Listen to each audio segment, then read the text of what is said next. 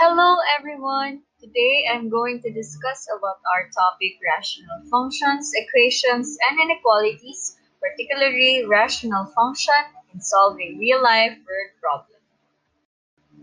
Riva is a cell phone provider who offers a new phone for 28,000 pesos with a 1,750 monthly plans. If I want to buy a new phone, how much will it cost me monthly to use the phone including the purchasing price? We should use the rational function f of x is equal to 1,750x plus 20,000 over x, where we let f of x is equal to the average cost per month and x be the number of months. Next is we should plot the table. In solving the values of y, we should substitute the values given the rational function with the values of x given in the table.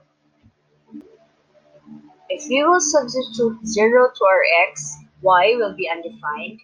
If we will substitute 1 to our x, y will be 21,750.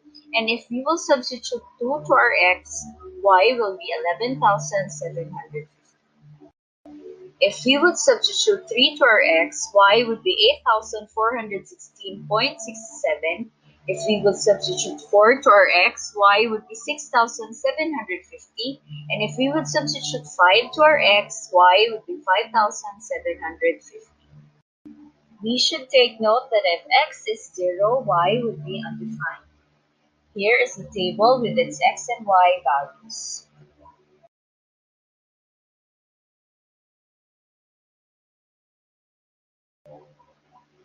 We all know that x shouldn't be equal to 0.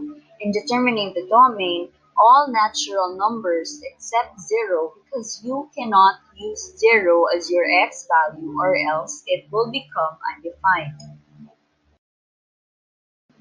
Range is all real numbers greater than 1,750 because you should pay for the monthly as well as the purchasing fee.